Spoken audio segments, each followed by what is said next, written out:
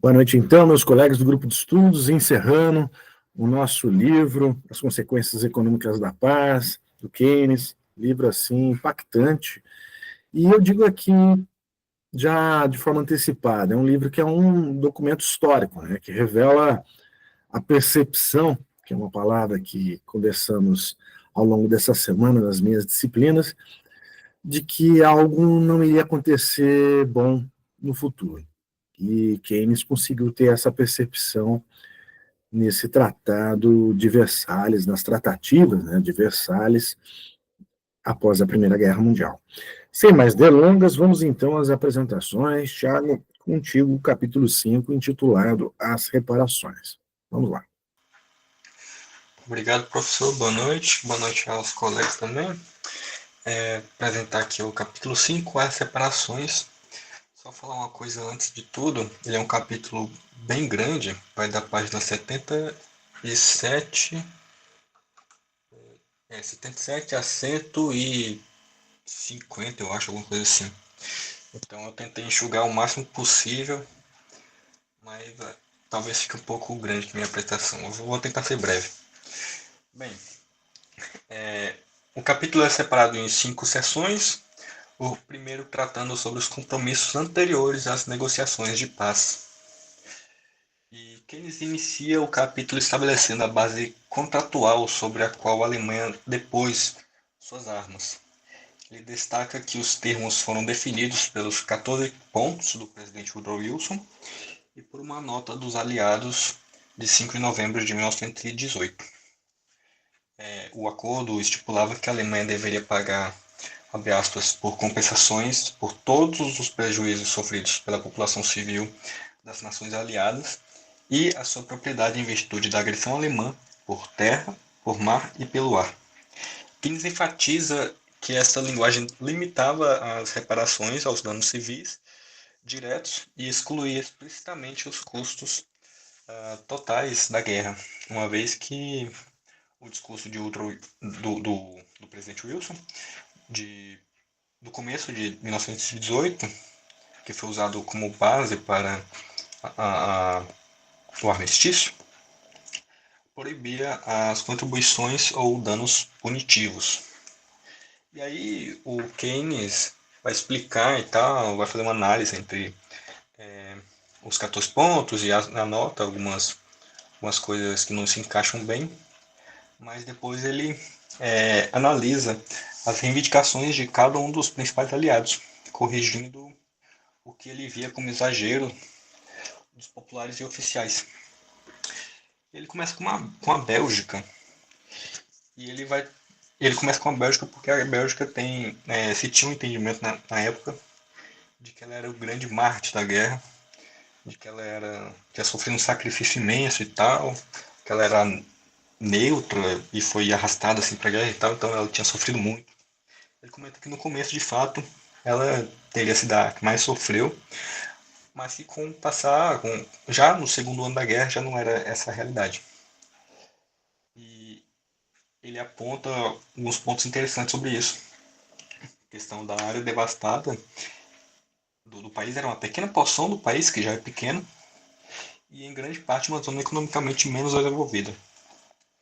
Ele trata o valor máximo dos danos físicos à propriedade, incluindo a destruição e saque de máquinas, seria da ordem de 150 milhões de libras.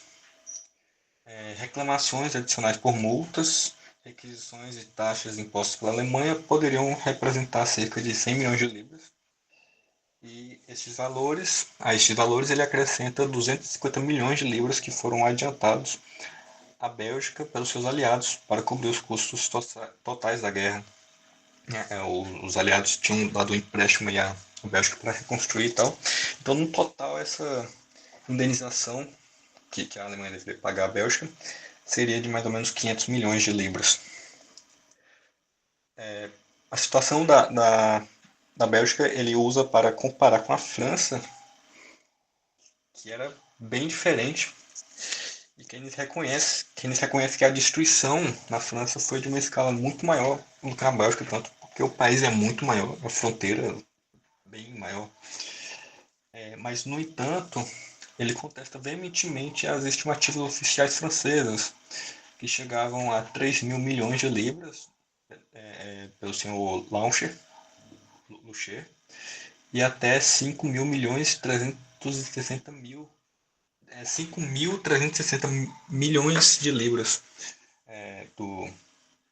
Esse número foi dado pelo senhor Klotz. Ele considerava esses números simplesmente irresponsáveis e, obviamente, excessivos. Aí ele dá a sua própria estimativa. Ele até diz que vai ser xingado, vai ser criticado por causa disso, tal, mas que ele confia nos seus números.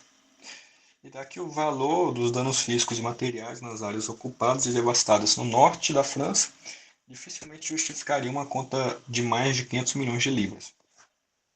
E para cobrir outras perdas, como as taxas e requisições nas áreas ocupadas e as perdas da marinha mercante, Keynes acrescenta um tanto arbitrariamente, ele diz, para maior segurança, 300 milhões de libras. No total, tendo aí 800 milhões de libras. Para a Grã-Bretanha, né, ele diz que a situação da Grã-Bretanha foi mais fácil porque as reivindicações eram quase exclusivamente limitadas às perdas no mar, tá? A própria geografia da Inglaterra. Né?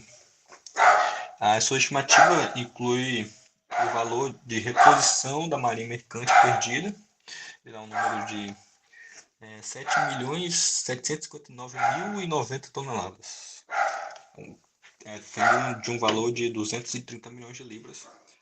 O valor da carga perdida é 310 milhões, com acréscimo de 30 milhões para cobrir todos os outros custos aí, de dano de ataque aéreo, bombardeio e maus tratos civis e tal. Tendo um total de 570 milhões de libras. E aí, para os outros aliados, Itália, Sérvia, Romênia e tal, devido à falta de dados fiáveis, Keynes faz um grupo com todos esses países, calcula tudo junto. As perdas da Itália, devido à invasão no mar, não podem ter sido muito pesadas, segundo ele afirma, né? E uma quantia entre 50 e 10 milhões já seria o suficiente. No caso da Sérvia, ele fala questão da Sérvia, porque a Sérvia sofreu muito, a guerra pesou muito nela. Ele fala que apesar do imenso sofrimento humano, o seu baixo desenvolvimento econômico significava que as perdas pecuniárias não eram muito elevadas. E considerando a dificuldade de fazer os cálculos, ele junta tudo e arredonda para todos os outros aliados uma média aí de 200, uma média não, né? Um montante aí de 250 milhões de libras. E aí ele dá uma tabela e tal e conclui com a reivindicação total, com base nos compromissos do armistício, seria inferior a 3 mil milhões de libras. Uma proposta justa e prudente chegaria a 2.120 milhões de libras o custo total desse cálculo que ele fez. E que seria uma solução aí justa e prudente, que apesar da dificuldade que a Alemanha teria, elas poderia ser capaz de pagar. A segunda seção é a Conferência de Paz e Expansão das Exigências. Ocorre uma mudança de atmosfera e a influência da política interna vai ser um dos principais fatores para essa mudança. E Keynes argumenta que imediatamente após o armistício, as autoridades responsáveis nos países aliados não esperavam exigir da Alemanha mais do que a reparação pelos danos materiais, diretos. A principal preocupação era garantir que a Alemanha aceitasse os termos, que já eram severos em outros aspectos que não o valores em dinheiro. E arriscar a continuação da guerra por uma exigência financeira que a opinião pública da Europa inteira não esperava e que provavelmente não poderia ser paga, era visto como má política de Estado. E também se tinha a impressão de que a Alemanha tinha esse poder de negar o tratado, assim, negar um armistício. Mas que apenas um mês depois, essa atmosfera mudou completamente quando perceberam que a situação que a Alemanha estava era. Os alemães estavam totalmente desesperados e que Keynes até afirma que se os aliados impusessem aí de forma dura, eles podiam até conseguir uma rendição total da Alemanha. Mas ele não. Ele, ele afirma que esse fator não foi o fator decisivo. Que, na verdade, o fator decisivo teria sido a política interna britânica, onde o primeiro-ministro, senhor Lloyd George, percebendo que os fim das hostilidades poderiam fragmentar a sua base de poder, que estava no auge do seu prestígio como líder vitorioso, mais ou menos até traçando um parâmetro assim, com o que aconteceu com o Churchill, que na guerra era o principal, assim, adorado e tal, muito querido, mas que depois que acabou a guerra não precisava mais dele, chutou ele. O George imaginou que isso pudesse acontecer com ele, não por causa do Churchill, porque o Churchill ainda não tinha acontecido, né, mas viria a acontecer, né? Então ele puxa as eleições já para aquele momento, para dezembro de 1918, para conseguir se reeleger, né? Só que inicialmente a campanha eleitoral carecia de um programa claro, e os conselheiros do Sr. George alertaram para o risco de uma derrota. E aí, pressionado a encontrar um tema que galvanizasse o eleitorado e influenciado por vozes que exigiam uma punição severa para a Alemanha, o primeiro-ministro encontrou uma plataforma eficaz, a promessa de fazer a Alemanha pagar o custo total da guerra. O Keynes ele mostra aqui que o primeiro-ministro inglês ele sabia a situação que a Alemanha se encontrava, sabia que ela não ia conseguir pagar e não se interessava em cobrar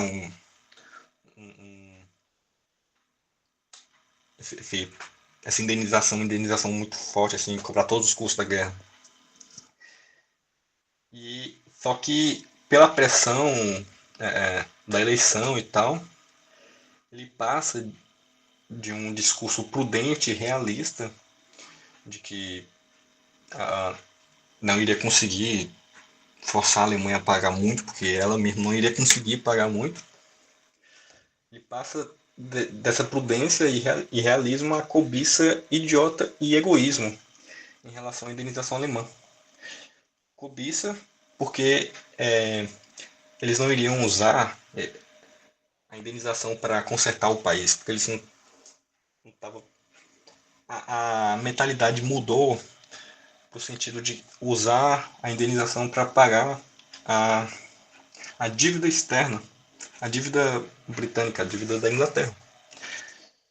E egoísmo no sentido de que a Inglaterra, que não precisaria de tanto dinheiro como indenização, recebendo muito dinheiro de uma fonte limitada, que era a Alemanha, iria faltar dinheiro para os outros países aliados, que esses sim necessitavam de uma indenização mais volumosa.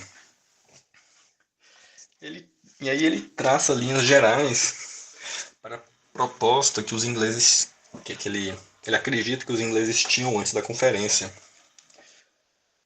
Está na página 101 do meu do PDF que eu peguei, pelo menos. Não sei de vocês. O primeiro ponto seria o cancelamento das dívidas entre os aliados. O segundo, a indenização a ser paga pela Alemanha em 2 mil milhões de libras. pegar no meu notebook aqui para eu conseguir ler.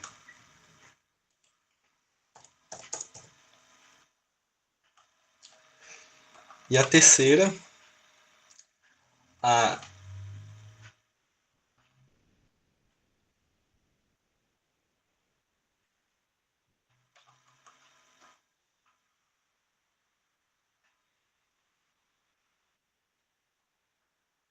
eu perdi aqui, mas enfim, a renúncia da Grã-Bretanha de parte da indenização a fim de assistir à criação de novos estados.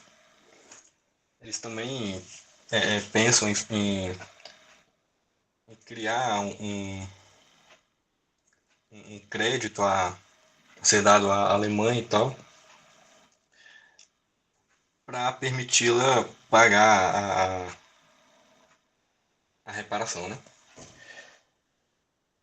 E aí ele trata da questão financeira de cada país, dos aliados, e fala que a Alemanha, que a Grã-Bretanha, melhor dizendo, que na Grã-Bretanha não se tinha baseado as finanças na expectativa de uma indenização a ser recebida, diferente da Itália e França, onde estava totalmente destruída o país e a finança estava tão mal que não tendia a um equilíbrio. Diferente da Grã-Bretanha, que estava mal das pernas, mas queria conseguir se recuperar, voltar aos trilhos. Tanto por isso que se pensava até na Grã-Bretanha renunciar à sua parte da indenização. Mas na Itália e na França não se tinha isso, e se pretendia.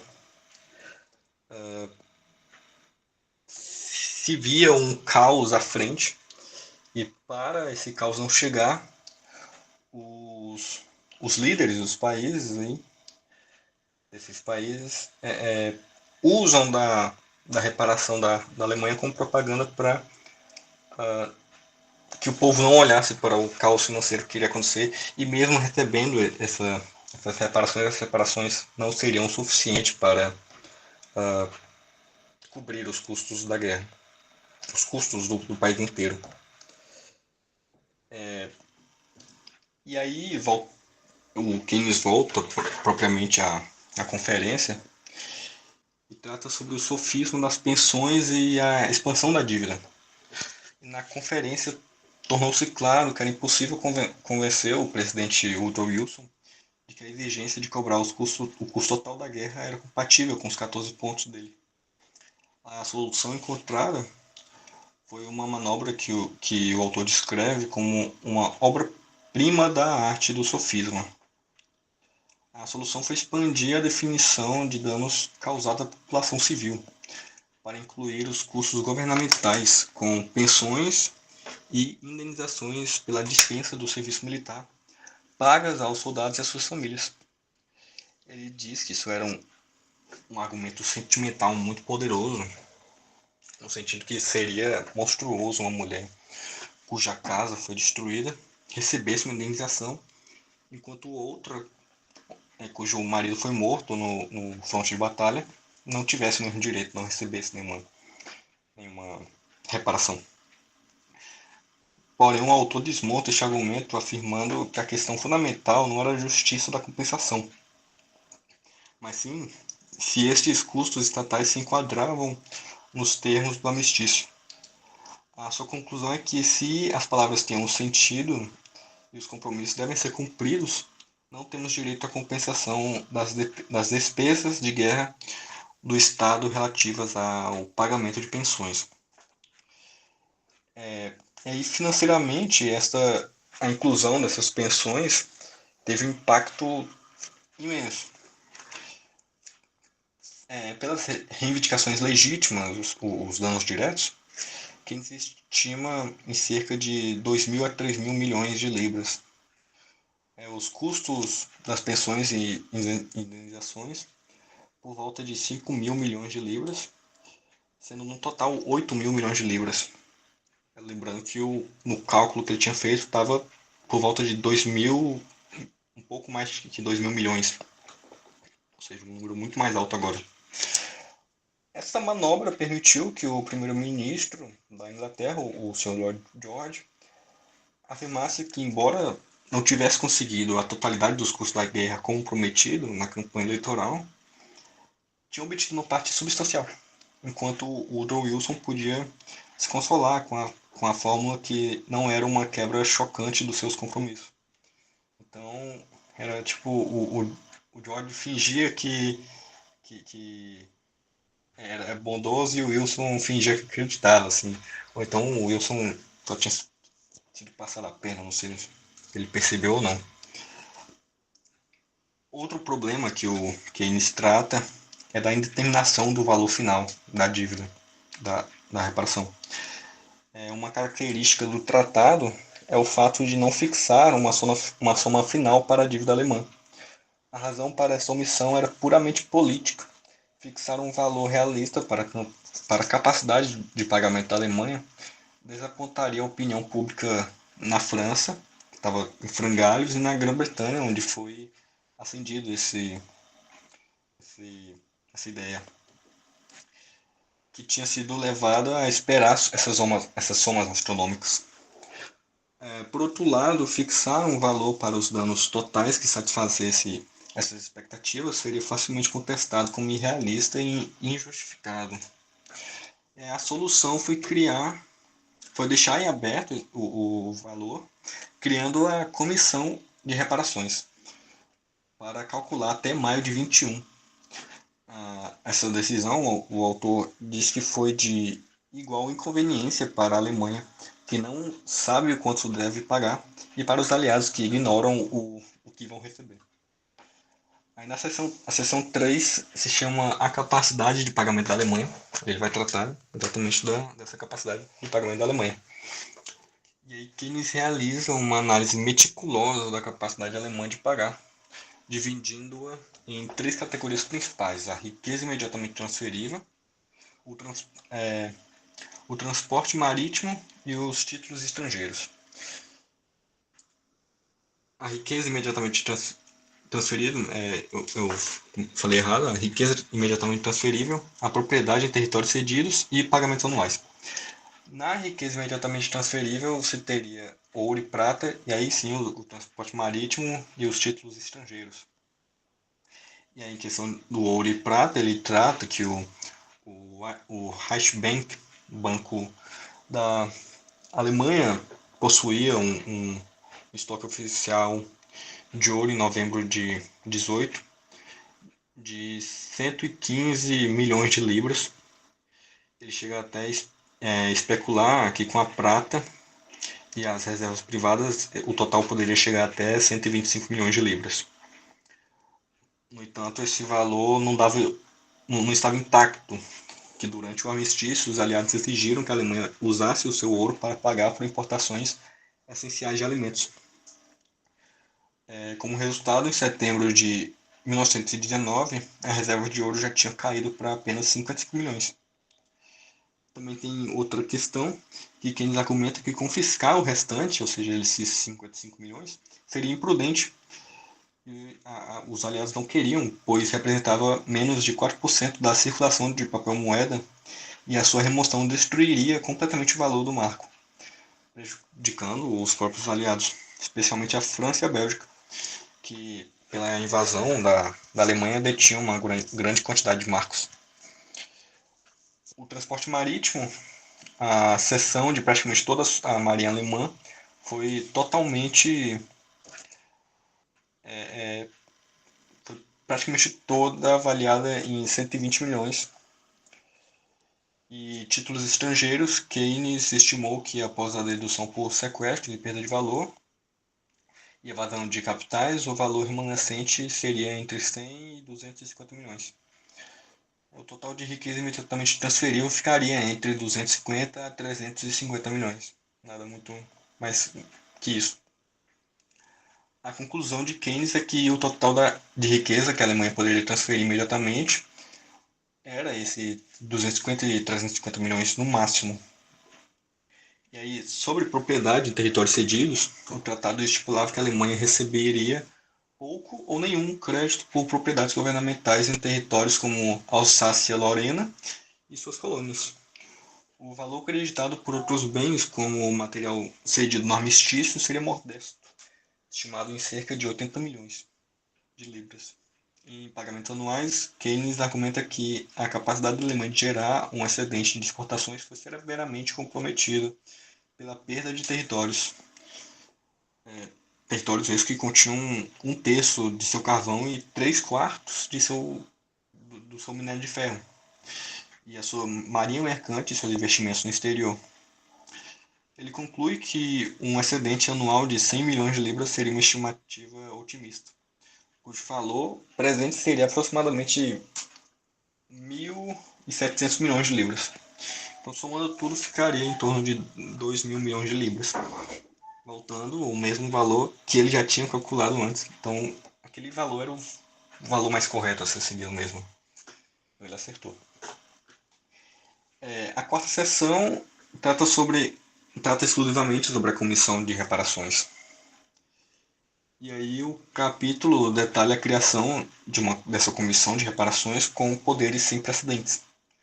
Este órgão, composto por representantes dos aliados, teria a autoridade quase absoluta sobre a vida econômica da Europa Central. E teria várias funções, desde determinar o montante total da dívida, como já dito, estabelecer o cronograma de pagamentos, exigir a entrega de qualquer propriedade alemã para cobrir o pagamento inicial, controlar a economia alemã em si. E aí, Keynes concordava plenamente com os protestos da delegação financeira alemã, que afirmava, abre aspas, desse modo a democracia alemã é aniquilada.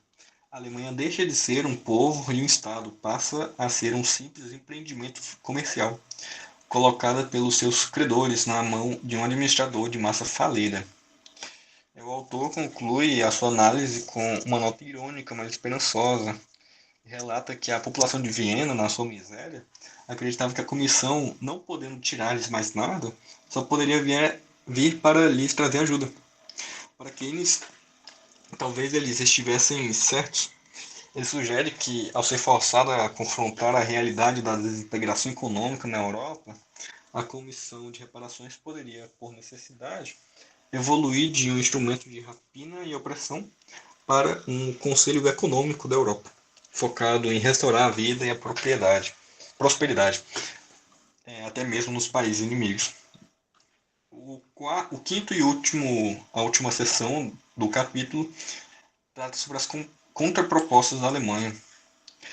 E aí Keynes analisa a contraproposta alemã, que oferecia 5 mil milhões de libras, mas sob condições que tornavam a oferta transparente e realista.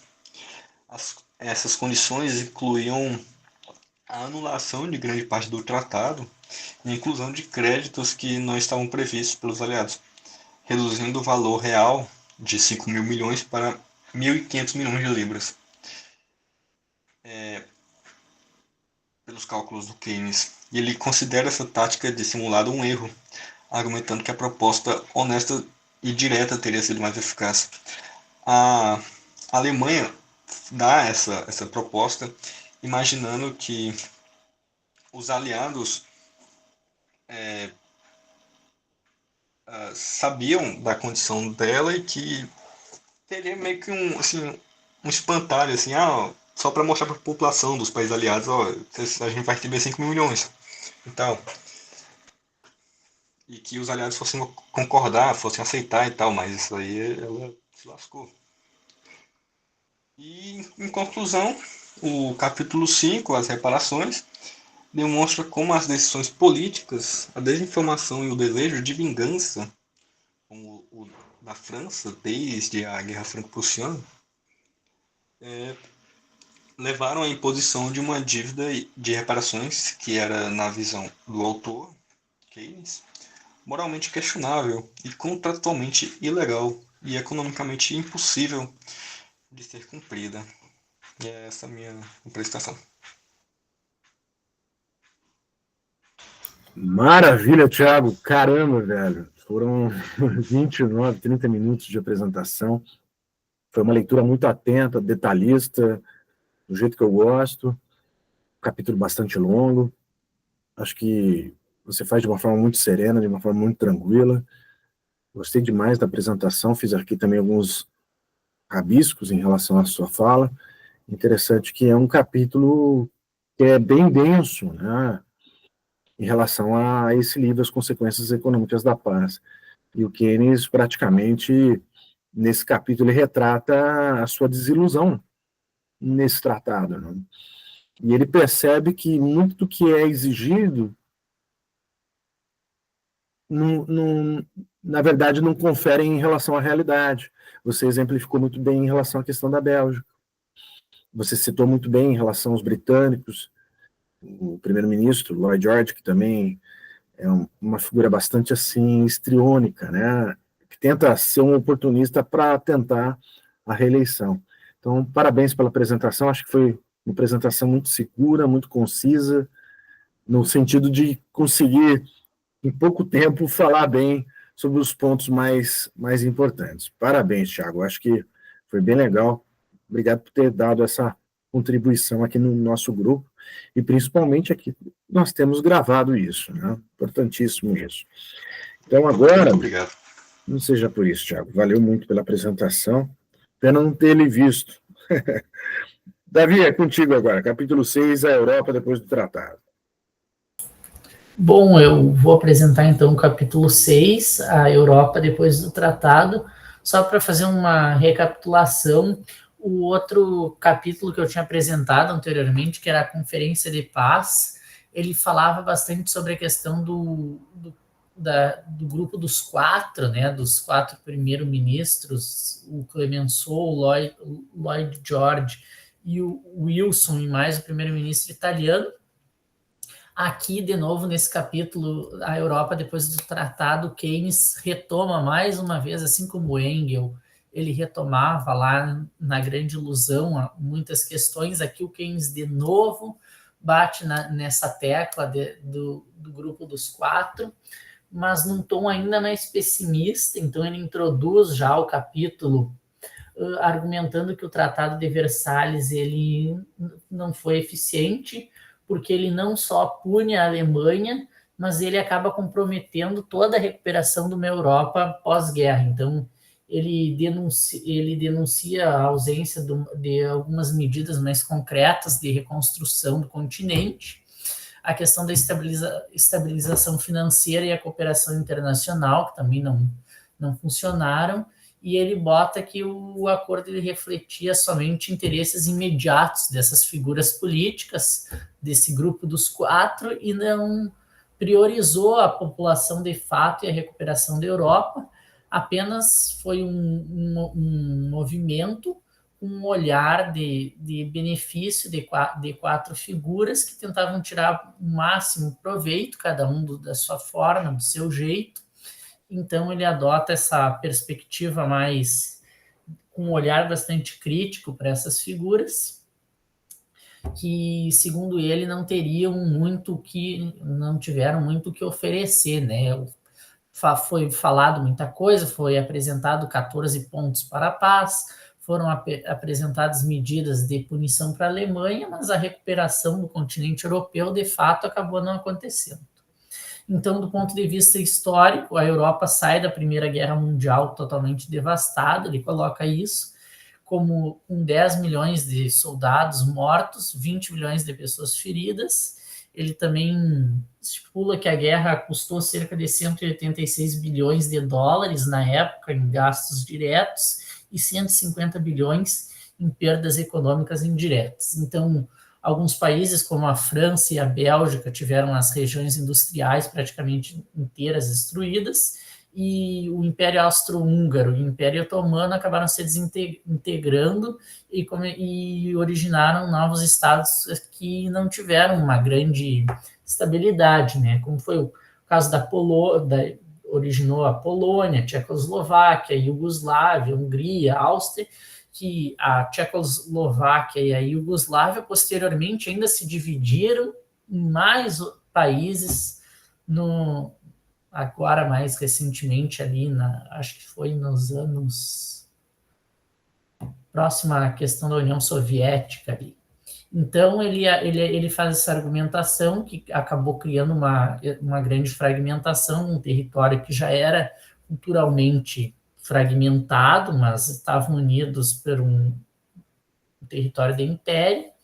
Ele também coloca que a Alemanha, antes dessa guerra, ela dependia fortemente de importações de alimentos e de matérias-primas, acabou perdendo colônias, a frota mercante e o acesso a créditos internacionais também, e que o Tratado de Versalhes ele impôs algumas reparações que chegariam ao custo de 132 bilhões de marcos de ouro, o que o Keynes diz que excedia completamente a capacidade de pagamento da Alemanha. Então, eles jamais teriam como custear, né, o valor dessa punição.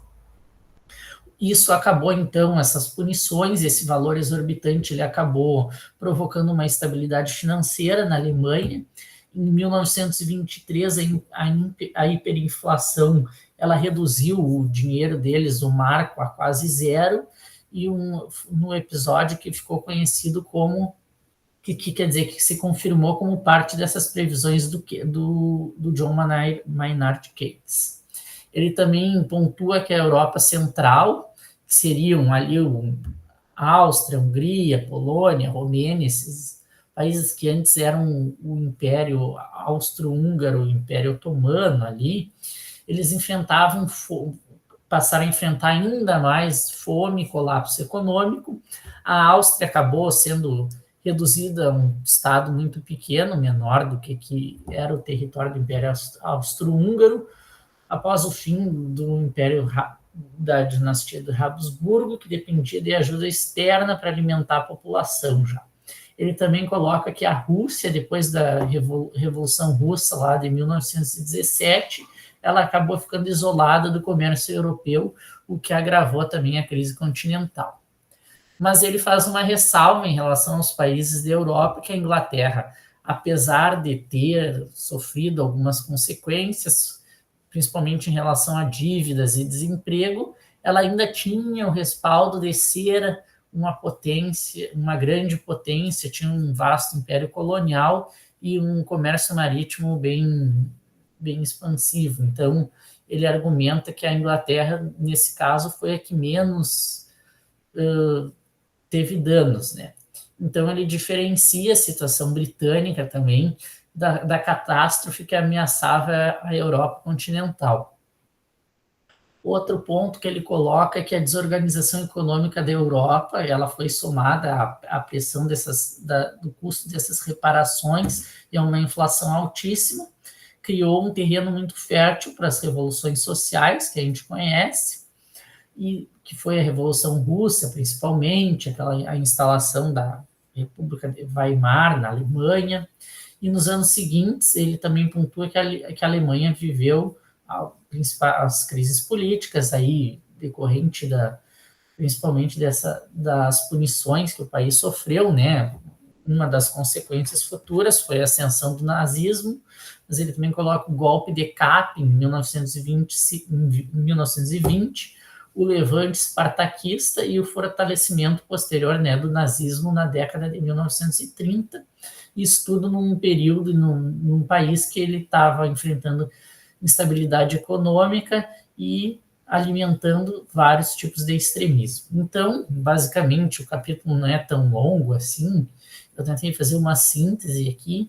O Keynes, ele coloca que o capítulo, né, no caso, ele coloca como Keynes conseguiu antever essas consequências destrutivas do Tratado de Versalhes, que foi fome, desorganização financeira, hiperinflação e risco de colapso político.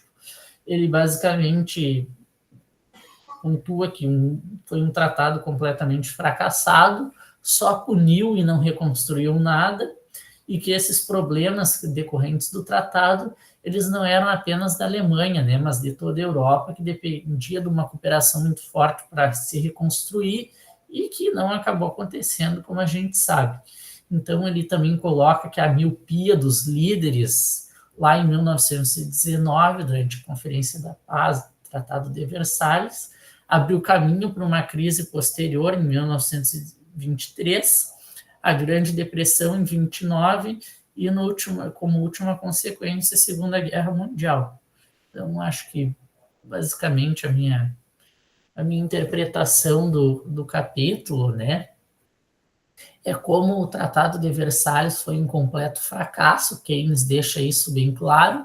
O único país que conseguiu não ser tão afetado foi a Inglaterra, mas todo mundo sabe que depois perdeu o status de potência completamente para os Estados Unidos após a Segunda Guerra Mundial, e países como a Alemanha e a Rússia mergulharam, né? A Rússia, no caso, numa revolução social, a Alemanha na ascensão do nazismo, e as consequências posteriores foram a Segunda Guerra Mundial e os eventos que decorreram dessa guerra, né? Então, tudo está bem conectado. O Keynes ele tem uma escrita que meio que premonitória já do que viria a seguir. Eu acho que ele, nesse capítulo, conseguiu abarcar mais uma vez, assim como na Conferência de Paz, o que seria a Europa depois desse tratado, que seria mais guerra e mais conflito, e nada solucionado.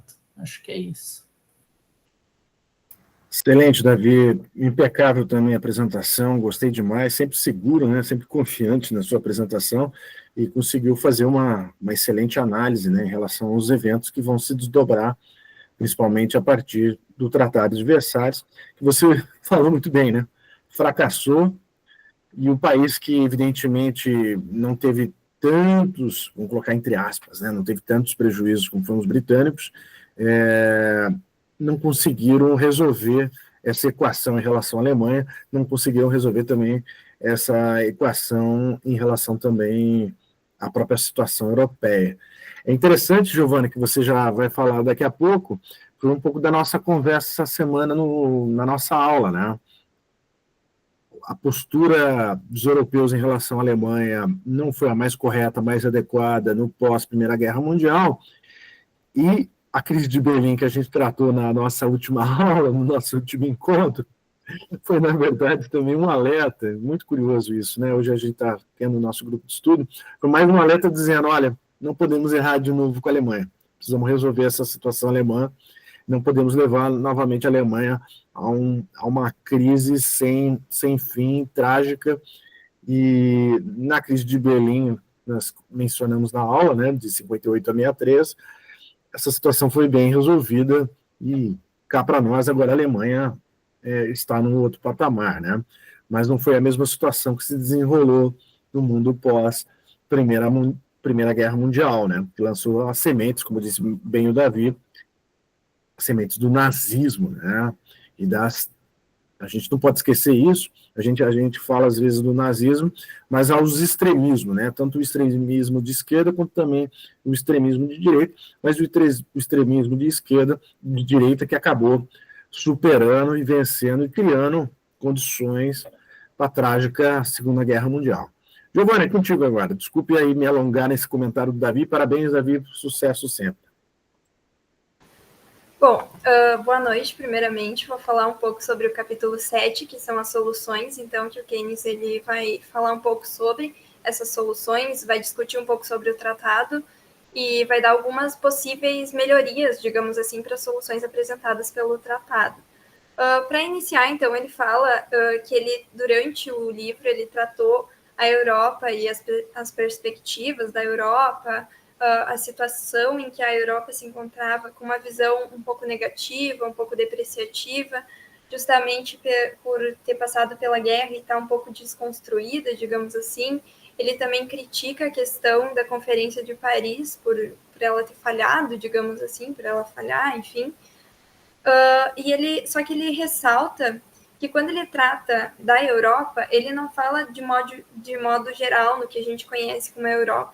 Ele trata, digamos assim, quase que excluindo a Inglaterra, porque a Inglaterra, ela não saiu muito afetada da guerra, assim como os outros países, como a Rússia, a Áustria e a Alemanha, principalmente, que saiu muito afetada da guerra. Ele trata a Europa como a Europa, os países que estavam diretamente envolvidos com a guerra e que sofreram diretamente com ela. Então, ele deixa a Inglaterra e as Ilhas Britânicas ali mais à parte, porque esse país e também a Grã-Bretanha, digamos assim, não todo, sofreu perdas sim, mas não foram perdas tão enormes como a Alemanha, como a Europa, como o resto da Europa, digamos assim. Tanto que ele destaca que a possibilidade de uma catástrofe na Inglaterra ela era quase inexistente, porque não tinha muita probabilidade disso justamente por não ter sofrido tanto quanto os outros países. Tanto que ele diz que, embora tenha havido um déficit, digamos assim, na economia da Inglaterra, ele, digamos que não foi tanto porque ele voltou ao início do século passado, no caso, né, o início de 1900. A economia ela correspondia exatamente ao início do século e que isso não era tanto um problema, mas que merecia uma certa atenção por parte dos ingleses. Tanto que ele diz que seria interessante não naturalizar tudo, que os ingleses não naturalizassem isso, mas que aprendessem, digamos assim, com isso, e que abraçassem essas dores e que pudessem se desenvolver de uma forma mais para um crescimento industrial, como ele diz, um novo crescimento industrial. Então, ele também ressalta a questão do aumento do preço dos alimentos nesse período, em especial pela guerra, e que isso afetou, de certa forma, a Inglaterra por conta de que ela importava bastante desses alimentos e tal. E mais para frente também, no final, falar um pouco sobre a Rússia, que a Rússia também, foi, digamos assim, pelo bloqueio, foi um pouco impactada nessa questão. Ele também fala com relação a que a crise que a Europa, então, estava passando, ele fala muito sobre isso, principalmente a Rússia e os outros países como Turquia e Áustria, que estavam passando por crises extremas, fome, frio e também pela guerra, né? E dentre outras circunstâncias que eles estavam passando. E ele critica também a oportunidade que foi perdida por Paris depois do armistício, que foi a oportunidade de rever algumas coisas alguns, digamos assim, conceitos do armistício, para reparar algumas das coisas do tratado. Então, ele também fala que seria interessante essa revisão, digamos assim, e que as grandes privações que aconteceu, as grandes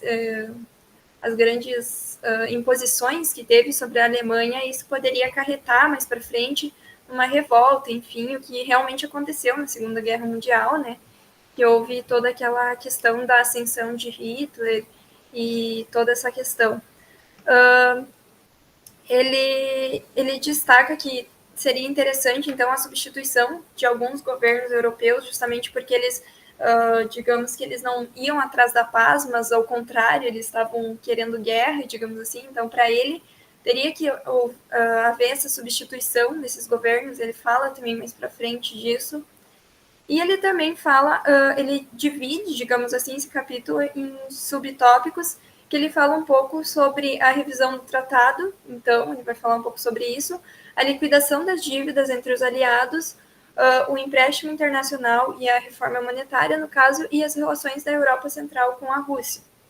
Na revisão do tratado, então, ele começa já falando sobre... Ele cita o presidente Wilson e o general Smuts, e ele fala um pouco sobre como que o tratado deveria ser revisto, porque o próprio general ele já assumia que o tratado ele era um pouco, não necessariamente injusto, mas que ele era um pouco pesado para a Alemanha, que era muito mais que a Alemanha conseguiria pagar, digamos assim, nessa questão, e que isso poderia prejudicar e trazer mais ruína do que já estava. Então, podia arrastar a Europa para mais ruínas do que já estava enfrentando, no caso. Ele também fala que o general, então, ele destaca que a Liga das Nações deveria ser a principal, digamos assim, um elemento fundamental para a reestruturação europeia no pós-guerra, mas o autor ele critica um pouco essa visão, porque ela se tornou um pouco utópica, botando só digamos assim, todas as esperanças na Liga das Nações, e que mais tarde a gente pode notar o fracasso, né, dessa organização, e que não resultou muito na paz que o autor queria, né, digamos assim.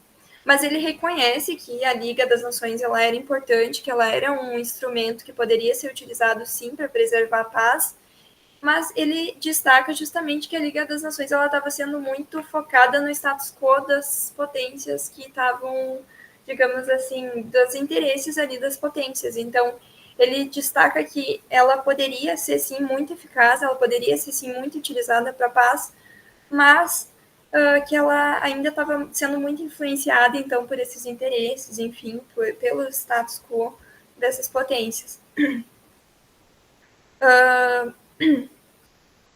Mais para frente, então, ele destaca que... o que mais? Eu estou seguindo no livro, então, para ficar mais tranquilo. Aí, mais para frente, ele destaca que esses novos governos, eles poderiam fazer com que a paz pudesse reinar, enfim, e que pudesse realmente dar certo. Uma das reparações que ele destaca, né, um pouco do que ele fala ali para melhorar a questão do tratado, uma das revisões que ele propõe seria as somas exigidas, então, da reparação da guerra, que ele fala sobre deixar digamos assim, um valor fixo, sem muitos juros, né, sem muito essa questão de juros excessivos, enfim, para liquidar essa dívida alemã e para que a Alemanha também pudesse pagar, porque não ia adiantar eles impor um valor tão alto e a Alemanha não conseguir arcar com essa imposição e não conseguir pagar nada, né? Então, isso que ele quis dizer, que fixar um valor que a Alemanha conseguisse arcar com isso. E ele também fala um pouco sobre o carvão e o ferro, que ele destaca que a Alemanha teria que compensar, então, na questão da França, pelas minas perdidas de carvão e ferro. E ele destaca, então, que seria interessante a Alemanha ir compensando, então, a França com ajustes no fornecimento de carvão para a França, ao longo dos anos para ir compensando isso e também para não sufocar a indústria alemã, então, de cortar totalmente o carvão da Alemanha, mas ir compensando aos poucos, que a Alemanha pudesse ir suprindo isso aos poucos. Também ele fala sobre, digamos, emprestar as minas, mas não seria exatamente esse o termo, para que a França pudesse se suprir, enfim, da sua produção, digamos assim, que ela detinha das minas, até um certo período de tempo e que após isso daí se voltava a ser propriedade da Alemanha, voltava enfim, ser propriedade da Alemanha. E também com relação às tarifas, que seria estabelecer, então, uma área de livre comércio, como proposto pelo autor, que seria para que os países pudessem, aqueles países que participassem, que não aplicassem as tarifas protecionistas para proteger sua própria economia, digamos assim, pudessem também comprar produtos de outros países da área sem essas tarifas exorbitantes, enfim, sem esses impedimentos, e que alguns países, como a Alemanha e a Polônia, eles estavam, digamos assim, meio que obrigados a aderir a isso, né? Mas que outros países poderiam escolher aderir ou não, mas que seria interessante isso para poder fortalecer esses laços econômicos entre os países e também para fortalecer a paz. Então, nesse período ele também já destacava a interdependência, mesmo que não tão forte como hoje, né? Mas ele já destacava que a interdependência ela poderia se influenciar numa forma de paz a longo período. Ele também fala sobre fixar, então, os pagamentos na questão de quanto a Alemanha conseguiria arcar. E aí ele passa para... eu acho que eu me perdi. Aí ele fala também da liquidação das dívidas dos aliados, que esse é o segundo tópico, que destaca um pouco sobre a questão das dívidas entre os Estados Unidos, entre as dívidas, no caso, não, né? Os Estados Unidos era o cobrador, digamos assim, enfim, os Estados Unidos que emprestou muito dinheiro para outros países, como o Reino Unido e dentre outros, mas que ele fala um pouco sobre a liquidação da dívida, então, entre esses países, porque para a guerra, alguns países tiveram que recorrer a outros países para conseguir se sustentar, digamos assim, perante a guerra, para conseguir se colocar ali na questão da guerra, e ele fala a importância deles conseguir liquidar com essas dívidas para que eles não ficassem se pagando mutuamente, né, e não ficasse acumulando essa questão de juros, enfim, que eles só ficariam, digamos assim, se pagando o tempo todo e não conseguiriam, digamos, não conseguiriam usufruir desse dinheiro para conseguir se restabelecer. Então, ele propõe que os Estados Unidos deveria, digamos assim, cancelar as dívidas com os outros países, porque ele avalia que se fosse levar em consideração os países europeus, eles saíram mais prejudicados do que os Estados Unidos, porque os Estados Unidos, ele tecnicamente não foi afetado, né, diretamente. Ele emprestou dinheiro, sim, para um país, para o Reino Unido, mas ele não, digamos que a contribuição dele foi importante para vencer a guerra, mas não foi o fator tão essencial, como eles disseram, que não foi algo que, digamos que os Estados Unidos não fez não fez um esforço maior do que os outros, porque os outros gastaram muito mais, digamos assim, em relação à economia deles, do que os Estados Unidos em relação à guerra. Então, ele propõe essa questão para que os países ali da Europa eles conseguissem se restabelecer. E também para não ficar, e para também, com o dinheiro que a Alemanha pagaria, conseguir suprir as suas necessidades imediatas. Enfim, ele também elogia bastante os Estados Unidos com relação à assistência que forneceu à Europa, embora com algumas ressalvas que ele ressalta durante o texto. Ele elogia a generosidade, então, financeira dos Estados Unidos, mas ele tem essa ressalva de que os Estados Unidos, tecnicamente, não foi tão fundamental, digamos assim, embora fosse importante, sim, para a questão da guerra. Outro fator importante desse que ele destaca seria que seria a parte do empréstimo internacional e a reforma monetária, então, que seria o outro tópico, que seriam recursos, então, imediatos que eles precisariam, que a Europa precisaria para se restabilizar, e ele fala um pouco sobre os Estados Unidos, então, emprestar, digamos assim, esse dinheiro, investir na questão europeia para que eles conseguissem se restabelecer. Também o Reino Unido entra nessa questão, mas ele fala também que se fosse só emprestado o dinheiro assim, talvez a Europa ela não conseguisse utilizar, digamos assim, desse dinheiro de maneira correta.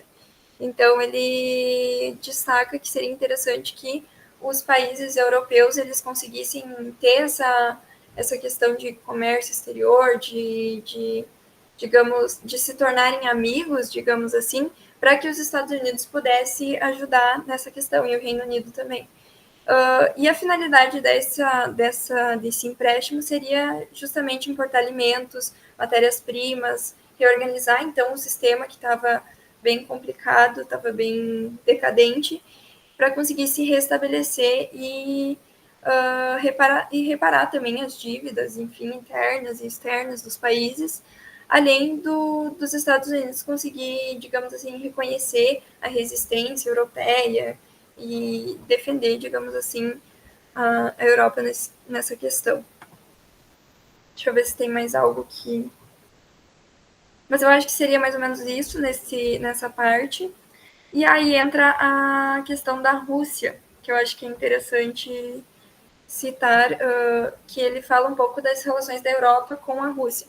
Então, alguns países eles tinham um pouco de receio, digamos assim, da relação com a Rússia, com a Alemanha, que eles acreditavam que a Rússia e a Alemanha eles podiam se unir para enfim, tentar para a guerra, enfim, nessa questão, principalmente porque a Rússia ela fornecia trigo para a Alemanha, enfim, para outros países também, mas principalmente para a Alemanha.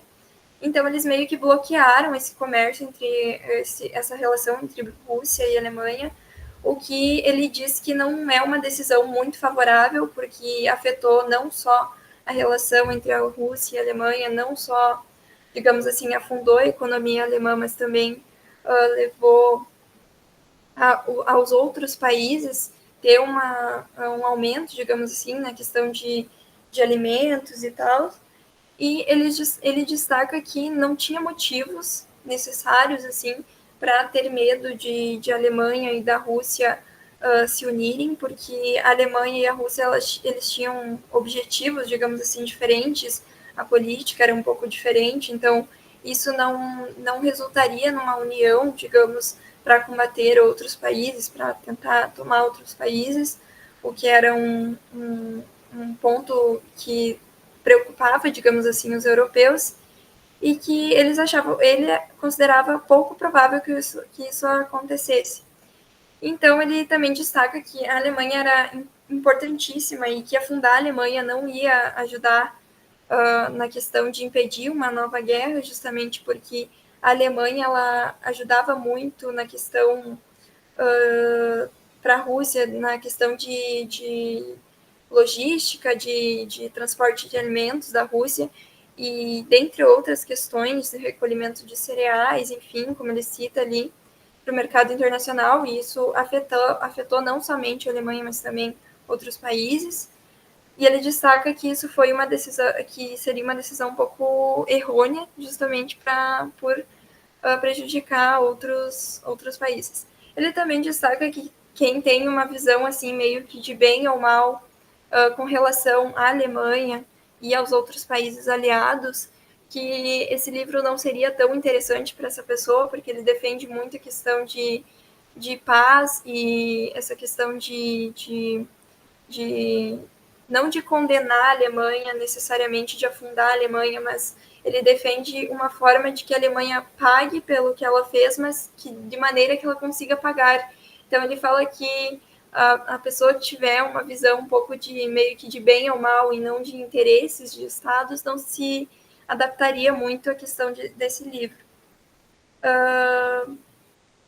E eu achei muito interessante, agora uma visão própria minha dessa parte do livro, também do livro como um todo, foi que a escrita dele não foi uma escrita difícil de compreensão, enfim, de leitura, foi uma escrita bem tranquila, teve muito poucos termos, assim, que necessitavam de mais compreensão, de uma pesquisa mais profunda, mas eu gostei muito do livro, achei muito interessante, acho que foi um dos melhores livros que eu já li, assim, das RI, eu acho que foi muito interessante justamente para a gente ver essa questão da Europa após a Primeira Guerra Mundial, da Inglaterra também, e a posição dos Estados Unidos com relação a isso.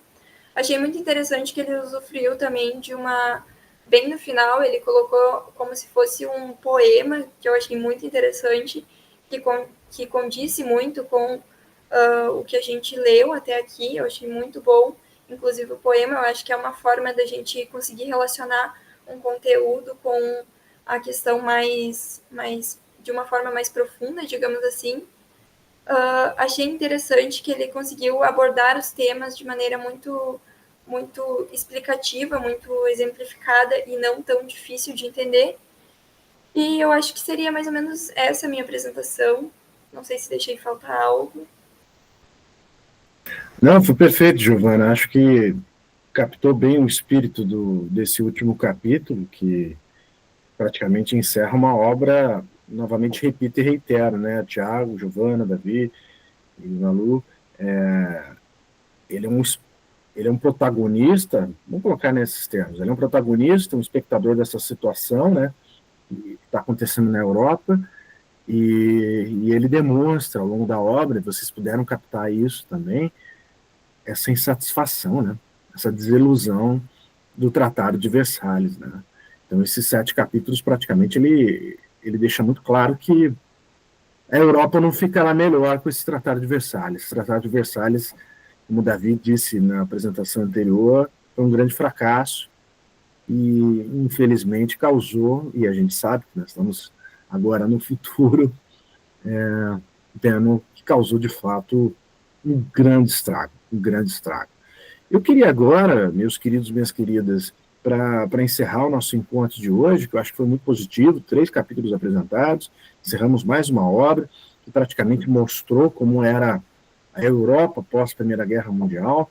A gente teve a oportunidade de também tratar sobre a Grande Ilusão, do Norman Angell, e eu acho que foram 2 obras assim significativas nesse sentido. Quem teve a oportunidade, acho que vocês não tiveram, só a Giovana, o Edward Halley Carr, né? Também 20 anos de crise, que também retrata um pouco dessa Europa, né, pós Primeira Guerra Mundial. Então, nós tivemos 3 obras portentosas, clássicas das relações internacionais, e discutiram, né, sobre essa Europa do pós Primeira Guerra Mundial e desse mundo que vislumbra, né, um cenário que já tanto Carr quanto Engel, e principalmente agora com o Keynes, retrata uma Europa com um futuro muito sombrio, né? Com um futuro muito sombrio. E é interessante que essas 3 obras que retrataram essa Europa ficou assim para nós um grande aprendizado. Mas eu queria ouvir Malu, que hoje não falou nada, o Tiago e o Davi. A Giovana já mais ou menos fez uma síntese, né, do que sentiu da obra, e de fato, né, Giovana, uma leitura muito simples, bem clara, sem grandes complicações na leitura. Acho que foi muito proveitoso os nossos encontros, né? E amanhã já encaminho os certificados para vocês. O gato me arranhou aqui, que dor. Vai lá, Malu, fala para nós.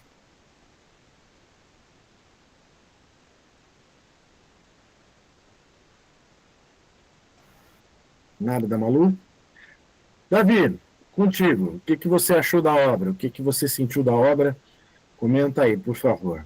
Então, olha, eu gostei principalmente como ele meio que introduz ele mesmo como um observador de alguns eventos que ele também participou, ou estava, como ele trabalhava, se não me engano, era alguma coisa relacionada ao Tesouro Britânico, eu acho, e até no outro capítulo anterior que eu li da Conferência de Paz, ele se coloca, né, como um observador, um participante que estava meio que rondando a situação por lá. Então, achei isso bem bacana, acho que dá uma fidelidade a mais naquilo que ele, nesse relato dele, nas opiniões dele. Eu acho que dá um crédito a mais, além, claro, dele ser muito realista. Eu, particularmente, gosto mais da área e das visões do realismo do que do idealismo. Então, acho essa escrita do Keynes, a argumentação dele, super realista e bastante premonitória também. Ele é uma pessoa que tinha uma visão de futuro já naquele tempo, ele já conseguiu se antenar e ver que foi um prejuízo, que na verdade o Tratado de Versalhes e Primeira Guerra e tudo que seguiu foi um grande prejuízo, e hoje em dia, depois de passado praticamente um século, né, mais, a gente consegue de fato comprovar isso que ele disse no livro. Então, eu acho que ele foi uma pessoa bem à frente do seu tempo, né, lá da época dos anos 1910, 1920, e acho que essa obra também coloca para nós agora também que o mundo vive também mais uma vez, como sempre, situações de instabilidade, de possíveis conflitos armados. A gente tem que sempre pensar o que foram esses eventos passados, né, e a questão do realismo do Keynes, acho que nos coloca no lugar de ver as consequências do conflito. Excelente fala, Davi, muito bom, gostei demais. Parabéns pela fala, acho que faz uma boa síntese, né, em relação a isso. Tiago, por favor.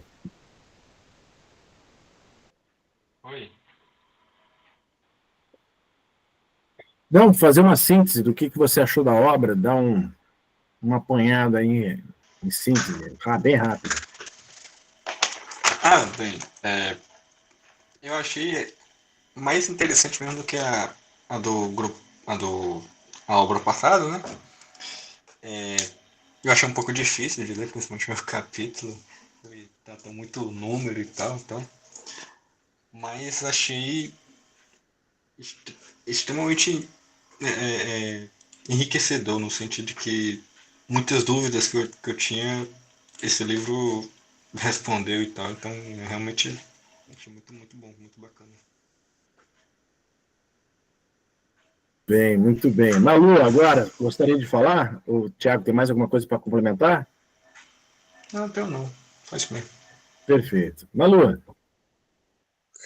Acho que não, professor. Eu gostei bastante da apresentação do Thiago.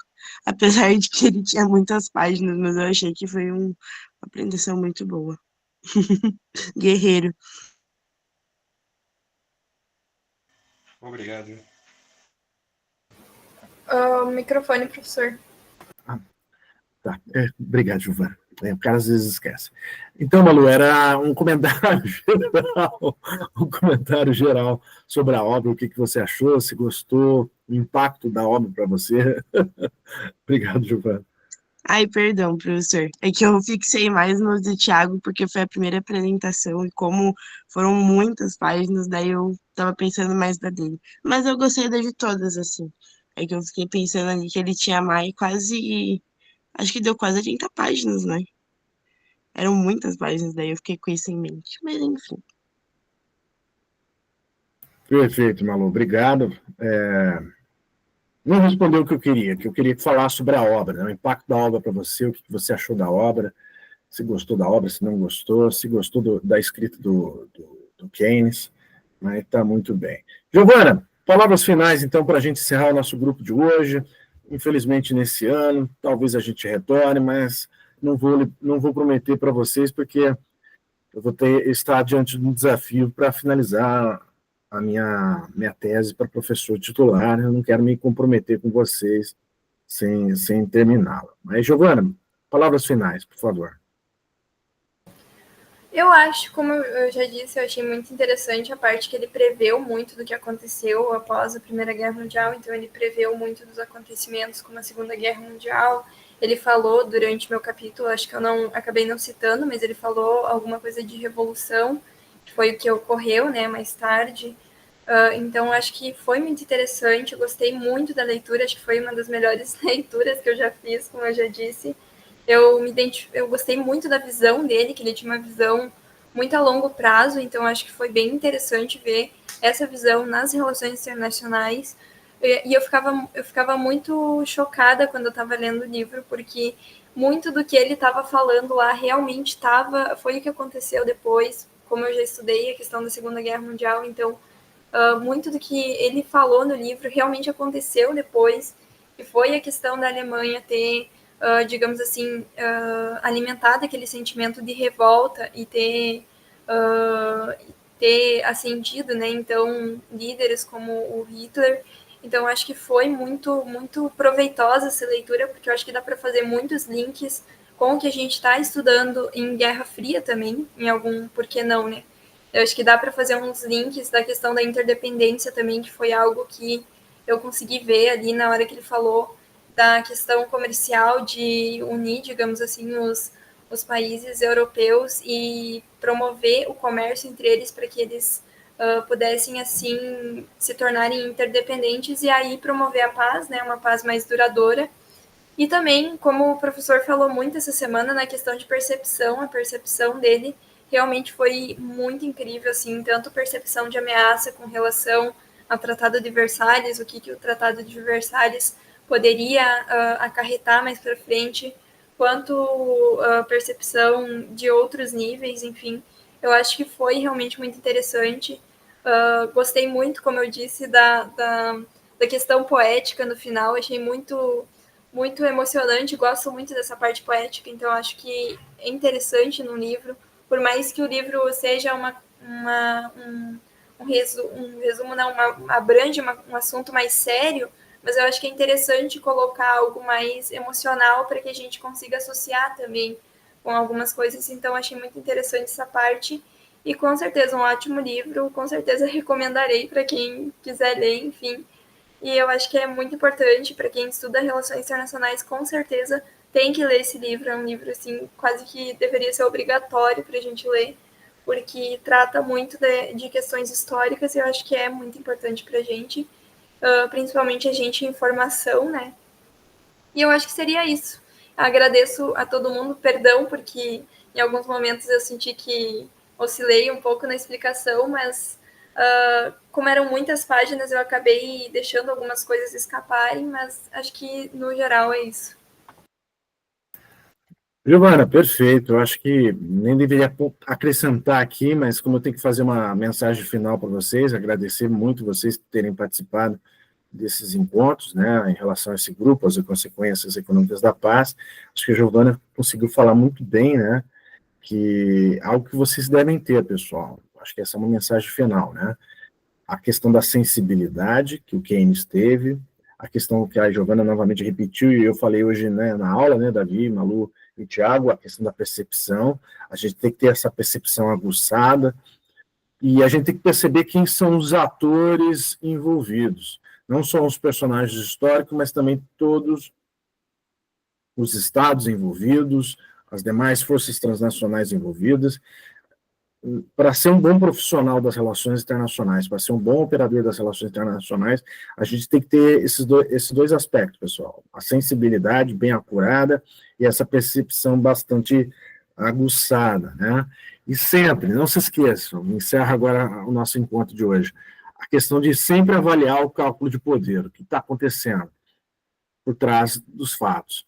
O Keynes conseguiu ter essa percepção, conseguiu ter essa sensibilidade, conseguiu prever o que iria acontecer. Então, os eventos que estão acontecendo agora, em 2025, a gente tem que tentar visualizar não só o que está acontecendo na nossa frente, mas também a gente tem que tentar perceber o que está por trás, né? Aquilo que eu normalmente digo, discurso oficial, discurso vicioso, e o que evidentemente pode acontecer para o futuro.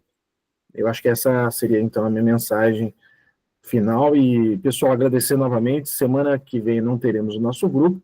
Espero que a gente possa retornar em 2026. Espero também concluir a minha tese. Vai dar tudo certo, eu acredito, sou um cara otimista, mas qualquer coisa a gente entra em contato e em 2026 a gente retorna com calores, né, provavelmente para engrandecer ainda mais o nosso grupo. Nos próximos dias eu já faço certificado para vocês. Obrigado mais uma vez. Valeu demais. Obrigado, pessoal. Que ser lindo, Thiago. Obrigado. Sempre gentil. Muito obrigado. Valeu, pessoal. Encerrar aqui, então.